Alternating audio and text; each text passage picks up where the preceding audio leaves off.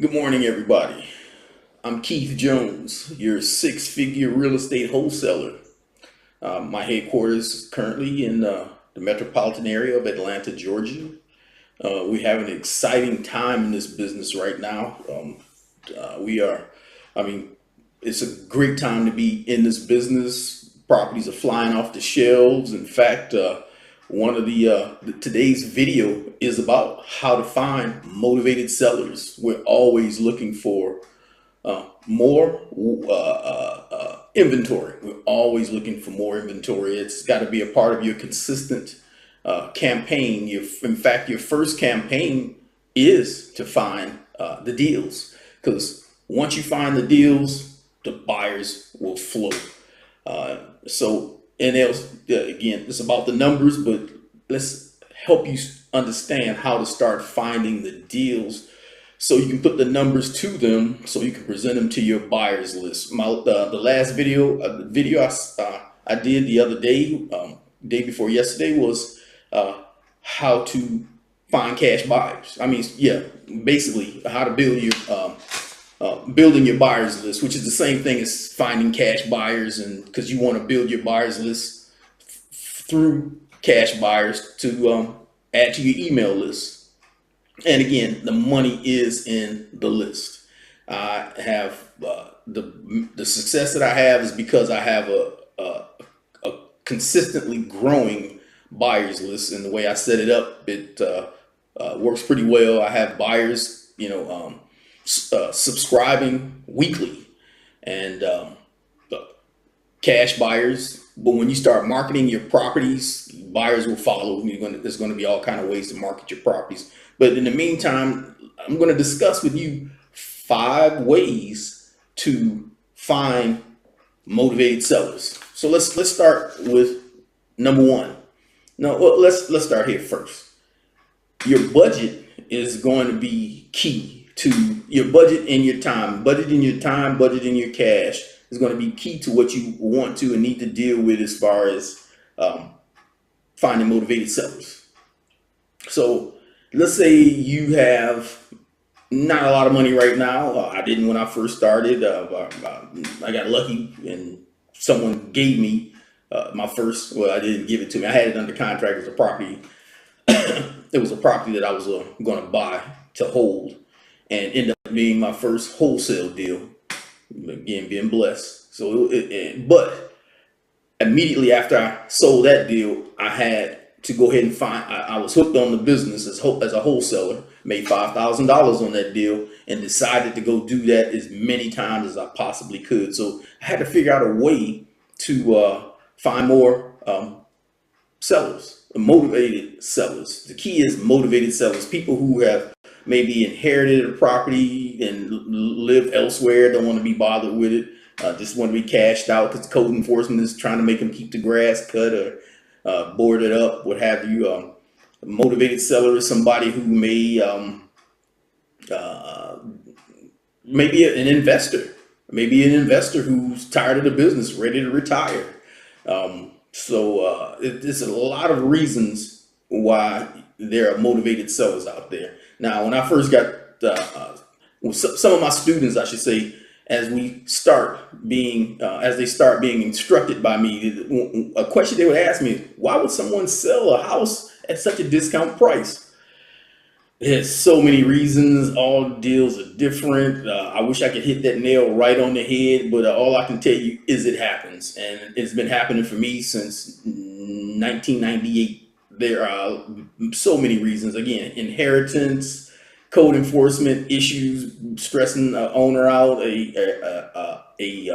investor who's made a good living in owning his properties, most likely free and clear, renting them out, ready to retire. His kids don't want to be bothered with the business. They've seen the stress that dad and mom has gone through managing deals. So, he'll start selling them off. He'll sell them off at a good price because he's made good money. He just wants to sell them fast so him and his wife can go hang out in Jamaica on the beach somewhere. So there's so many reasons why. So it's a mindset. Please believe that there are people out there who will sell you their properties at a discount price, enough discount for you to turn around and sell that property and put some money in your pocket. So it's out there. The wholesalers here in the metropolitan area of Atlanta, we're killing it. I mean, these guys send me, I'm on their buyers list. They're on my buyers list. I see what they have. And in fact, right before I started this video this morning, I was looking at some emails and I decided to call one of our local guys, a guy named Jason, by the way. And I called Jason. He had a property out there for $48,000 in a 30315 zip code of metropolitan Atlanta, hot area. Obviously, the property needs a lot of work. But because it's a 6-bedroom, 3-bath house, it's like you thinking, who would let a 6-bedroom, 3-bath house, in a hot area? Why would they want to sell it for obviously less than 48,000? Because Jason is looking to sell it at 48,000. But there are buyers for stuff like that. There are sellers for stuff like that. So again, it's a mindset. You gotta be willing to swing the bat to hit the ball. That's what Jason does. That's what I do. And all of the wholesalers and all of the wholesalers everywhere, if you don't advertise for people to know that and that's what I mean when I say swing the bat, because if you're not advertising for people, so people will know that you're out there, you don't have a ball to swing at, if you will, using a baseball, I guess terminology, or something along that line. But when people know that you're out there, deals are gonna happen. They will. But you can't just rely on somebody knocking on your door saying, I got something for sale. Now, I advertise a few different ways, but let's start with let me give you my number one tip or the number one way. One of the ways I should say, one of the ways that I look for, I find motivated sellers. So bandit signs. Bandit signs can work. You will have sellers calling you. The only thing about bandit signs, I don't do a lot of bandit signs, and I never have, but I've taught students to do it, and it works well for them. The reason I don't do bandit signs is mainly because I don't want to.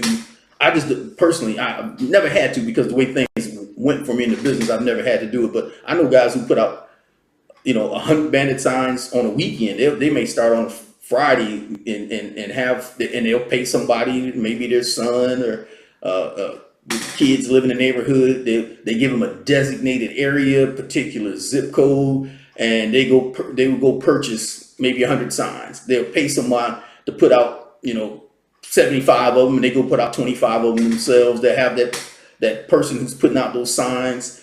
They'll have them post those, take pictures so they'll know those signs in particular areas. Now, the best place to put bandit signs are find a zip code, a neighborhood where a lot of real estate activity is going on. You want to go to those areas where investors are looking to be. So, because that's what they look for. They want to be in areas where the fix and flipper expecting to be in an area where values are going up, activity is going on, comps are being set.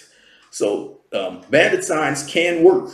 Now, you're going to find in those same zip codes, when you put out those bandit signs in neighborhoods, buyers are going to call you also. So add those guys to your buyers list. But this video that we're sitting at now is about finding motivated sellers. But bandit signs are going to get you both. It's going to get you buyers to add to your buyers list, and it's going to get you motivated sellers. You're going to get more buyers from that than you are sellers, but you will get, depend on your motivation and your budget and your time. Because if you can afford to put out 100 signs on a Friday, and you'll probably start getting some calls, Friday, start early in the morning. Put your signs out early in the morning on a Friday. Get as many amount as you can on a Friday. Between Friday and Sunday, you should have, a call or a few. And I say a call or a few, maybe even more, depending on where you live and what city is, zip code that you're working in. You're going to get calls. Whether it's buyers or sellers, just take down the leads. Have a system set up so you're a buyer's list tablet to write on, and a motivated seller tablet to write on. So and At the end, we're going to talk about what you're going to say to some of these sellers. That's going to we're going to wrap it up with that. But when they start calling, but in the meantime, let's find the sellers first.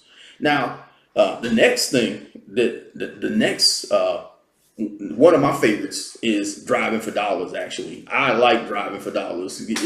And now let's go here with driving for dollars. When I drive for dollars, I drive my pickup truck, and on my pickup truck it states we buy houses, any condition, any area.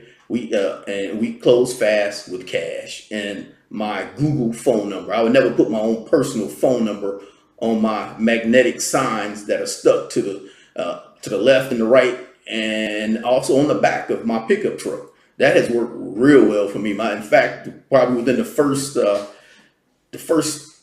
handful of months of doing that, those signs, 3 signs cost me $67, and you want to get those magnetic signs. I don't know what kind of vehicle you drive. I drive a Ford Ranger pickup truck. I drive something that I want to be low key while I'm out in the field. Mainly because most of these properties you're going to be looking at are going to be, in some of the areas where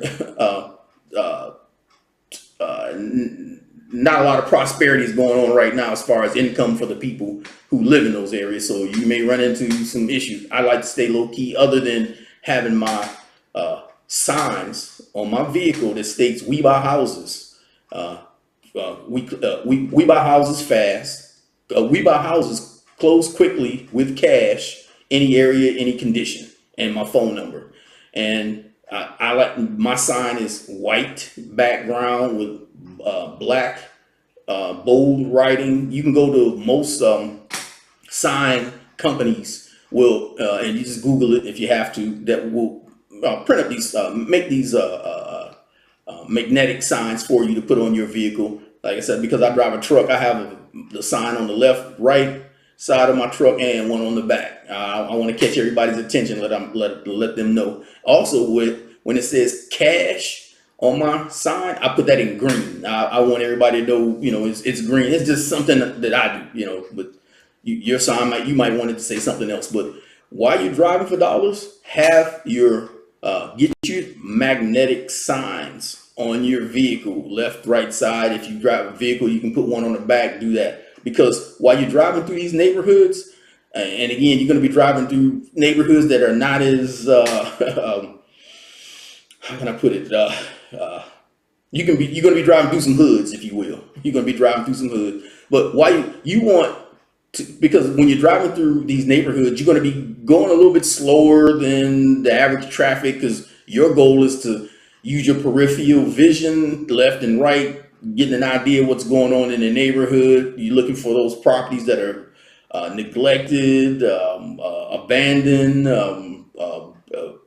That's the kind of stuff you're looking for. So you trying to keep your eye out for bald front yards that have no grass growing, or houses that are boarded up. And while you're driving through these neighborhoods, you're going to be attracting certain types of attention. But when they see there's signs on your vehicle that say we buy houses, everybody relaxes. So even the police, if you're creeping through a neighborhood, even though it may be a hood, you don't want the cops thinking you're trying to look for something to steal. So, whether someone's lawnmower or a car or whatever, you don't want anybody suspecting you for anything other than what you're doing, which is driving for dollars, looking for houses. So I found a lot of success in a couple of different ways from having my magnetic signs on my vehicle. One is it has scored me some of my biggest deals. A few of my bigger deals I've actually scored from having magnet signs on my vehicle saying we buy houses. As I gave in our course, I talk about a property that I picked up driving through Atlanta, where a guy stopped me at a stop sign, asked me if I was interested in the property that I ended up making $25,000 off of. But early before that, probably years or maybe months before that, I've had people literally stop me at the traffic light. I'm sitting there and they read my sign, and then they approach me and say stuff like, grandma died and we want to sell our house, so you got time to come see it. And of course, I'm ready to go see it. So I like magnetic door signs on my vehicle while I'm driving for dollars. Driving for dollars is a a way to get into the business on a low budget. Now, I mean, you got to have gas money, of course, in a car. I recommend the Bandit Signs here locally. They cost me $67 for 3 of them. But driving for dollars is a good way if you don't have the money to do some other things in the business, which we'll be scrolling down to here shortly as far as the business strategies. But number one, Bandit Signs. If you can afford Bandit Signs, maybe driving for dollars need to be your number one source for finding motivated sellers. It could be. But Bandit Signs, if you can ramp up Bandit Signs, but if you need to, drive for dollars first. I'm not really putting them in a major chronological order because it all depends on your budget. The third way to find motivated sellers is for sale by owner ads on the internet. For sale by owner ads, now you're just gonna have to Google say you live in Philadelphia. You Google for sale by owner in a particular zip code of the city of Philadelphia. Just Google it, and you do want to add a city. You do also want to add a zip code, but again, remember, you want a zip code where there's activity going on as far as investors are concerned. And you may have to drive around or Google, just Google. And if you see a lot of sales going on, especially you can see the low end sales going on and the high end sales going on, it's probably a good area for fixer uppers. It's probably a good opportunity for investors to be interested in buying a property from you. So that's always, I like internet. I find deals on the internet. In fact, when I first came back into the business after the crash of 2008, I was able to find a lot of for sale by owners over the internet. You just Google it, and there's a couple websites for sale by owner. Contact those people, call them. Even though, especially those who have been on the market for longer than say 90 days, they haven't been able to sell it. And if the longer it's been on the market, the more motivated they are to sell it to a cash buyer. Always represent yourself as a cash buyer. It might not be your cash that it will be purchased with, but it will be with someone else's cash, and yours will be in the middle. So finding properties over the internet is a great way to find deals. Now, internet it's easy, and you have access to lots of neighborhoods if you use the internet. Again, it's about how much time do you have, what is your budget actually consist of, and so internet is free as long as if you have internet, doing searches on internet is actually free. You're not having to pay for that, other than of course your service. So you have access. Once you start Googling and you pick and choose a few zip codes and neighborhoods of your local city to do your searches. Don't just look at one. Make a list. I'd sit down with several maybe 5 zip codes, and then Google for sale by owners and those zip codes.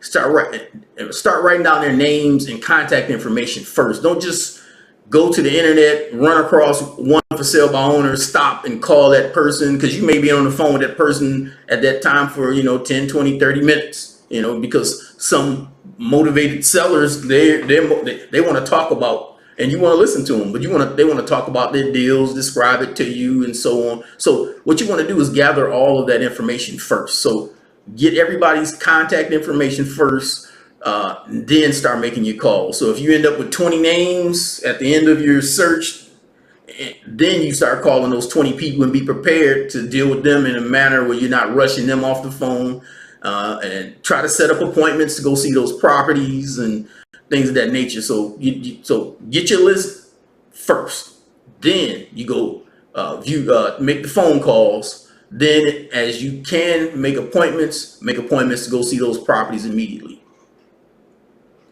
Now, the next way is the old-fashioned way, but you'd be surprised, older people who may not be as familiar with the internet or interested in the internet, because a lot of them aren't. My mother's in her 70s and she could care less about the internet.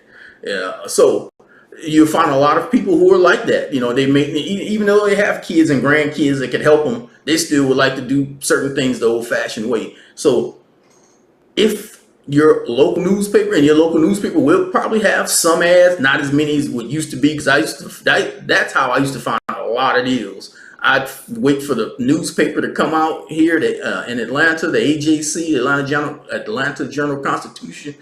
I would and go to their business section. Now, what I would do was wait for Saturday. The Sunday paper, it would be the thickest paper, meaning there's the most ads and news and whatever.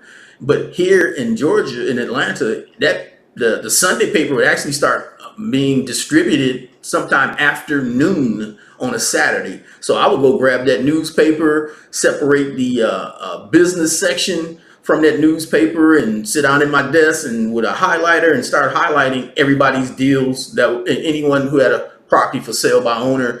And just like I said before, as I would make those as I would make that list up or add to that list, at the end of that time, I would start calling people after I had my full list of everybody who had a deal for sale by owner in the newspaper. So check your local newspaper. It doesn't hurt. You might be surprised. You might be surprised that someone who just didn't want to put it on the internet, and they run an ad in the paper saying, I want to sell my house. And so it's definitely worth a try.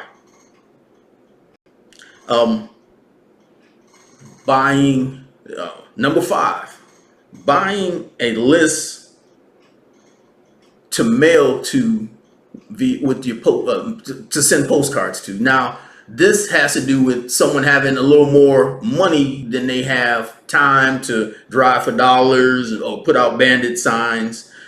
You can hire someone to do all those things if you like. You can hire someone to put out bandit signs. You can hire someone to drive for dollars.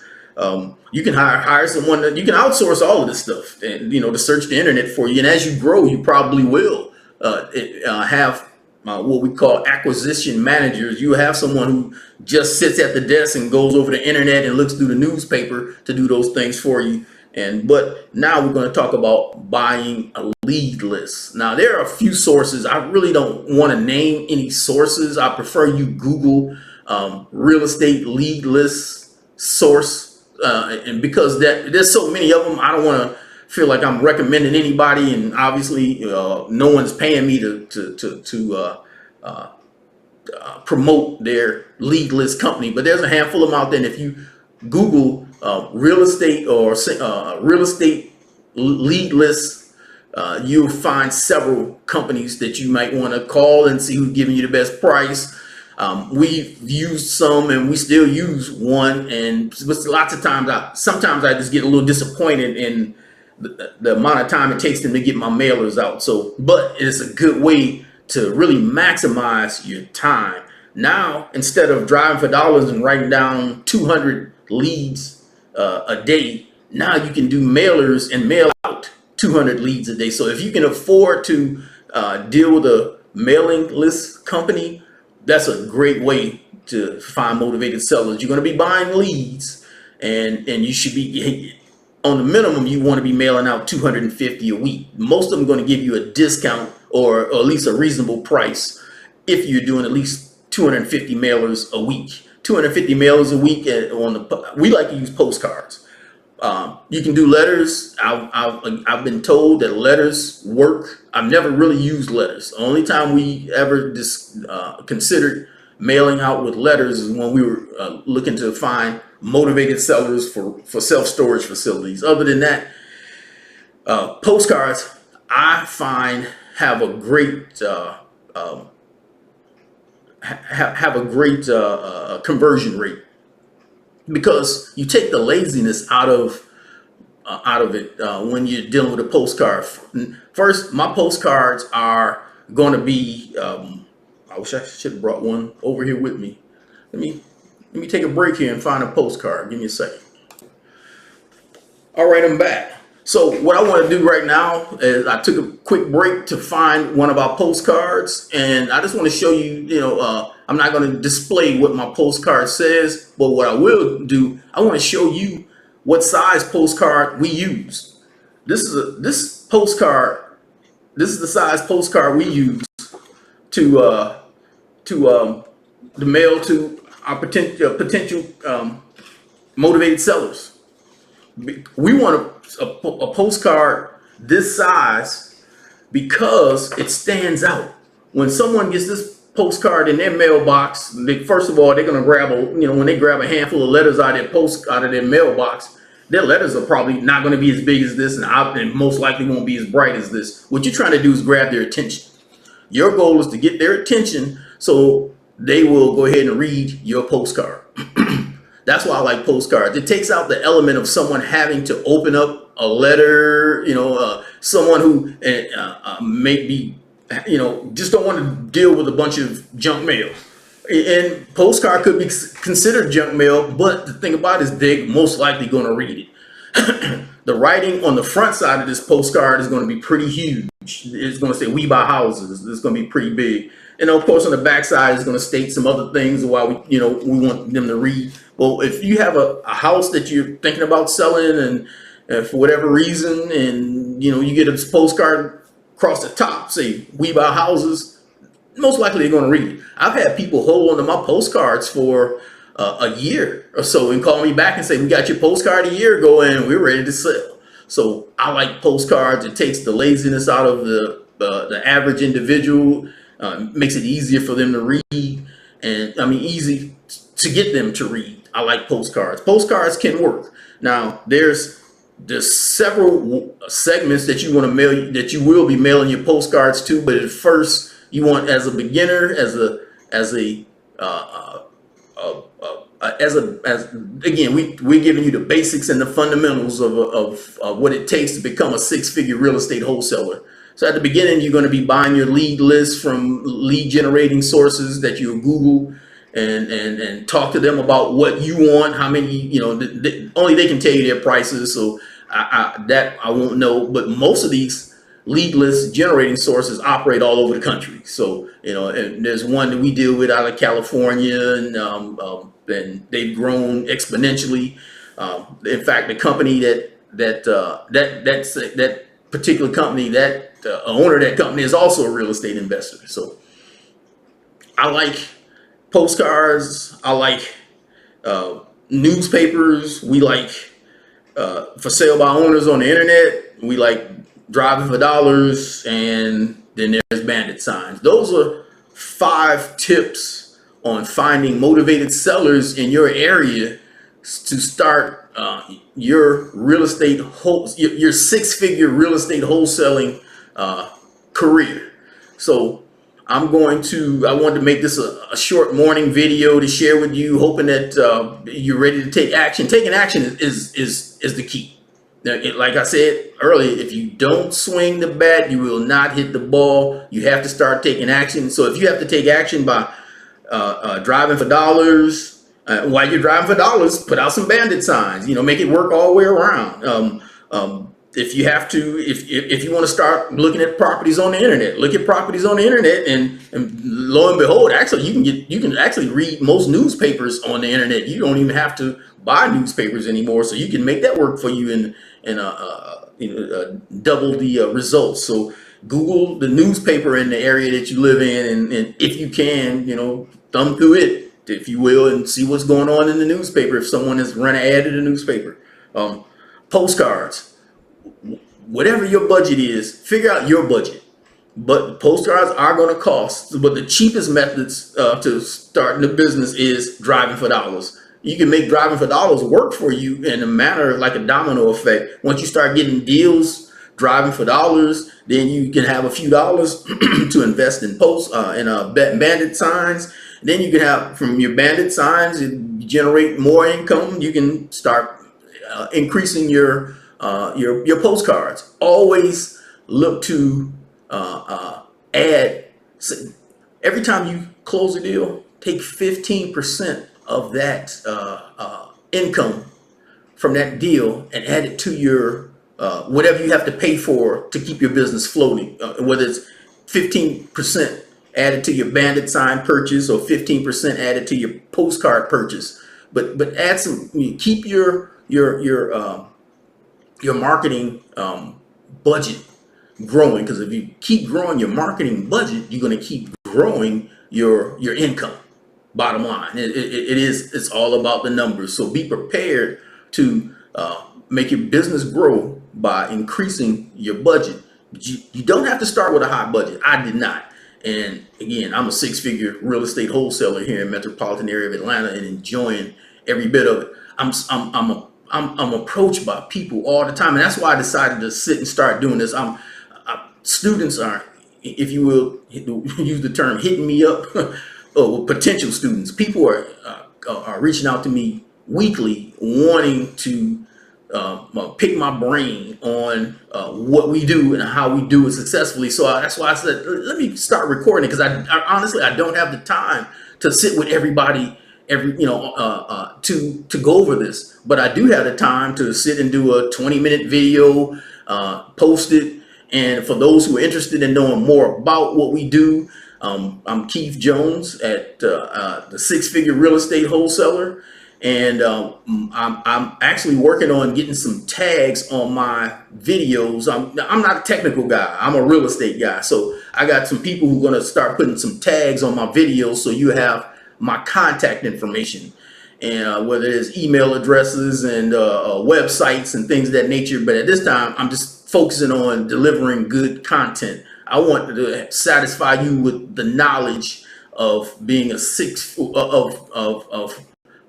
relating to and talking to and listening to a six-figure real estate wholesaler with 20 years of experience. I've been doing this since 1997, but we started wholesaling in 1998. I left my job from the U.S. Postal Service early 1999, a job I had been on for 17 years at the time. But I'm totally happy with what I'm doing right now. We're expecting to take it to the next level. You heard me say earlier, we like self-storage facilities, but I know that's not for everybody and not for most. But a lot of people, this is a great time to be a real estate wholesaler if you know what you're doing. I'm getting a lot of I'm being approached by a lot of people who say they're wholesalers, and when they send me deals, I know they haven't been taught very well. So, but I'm going to end this video right now. It's just going on 32 minutes of sharing some information with you. I hope you enjoyed what we just talked about. Again, if you want to know more about what we do, we do have a course we're going to be selling. And it's a video course, and it's a downloadable ebook. That now our video course is about 3 hours, and I thought about it when I recorded it, and I said, man, this is 3 hours long. Who's going to watch it? But I forgot. You guys can stop it when you want, because it's a video. You can watch 1 hour of it and go take a break. You can watch 30 minutes of it and go take a break and keep coming back and forth. But it's totally filled with relevant content that you have to take action on. You can read this stuff and listen to me all day long, but if you're not taking action, you're not going to get any results. And so I'm hoping that and expecting that as you listen to me, it motivates you to get up and take action. But in the meantime, you guys have a great day. It's Friday here in Metro Atlanta. I got stuff to do. And so let me go ahead and start my day. It's almost 9:30 here, and I hope you guys are having have a great weekend. Here's to your success, and we're going to sign out as the Six-Figure Real Estate Wholesaler. Have a great day.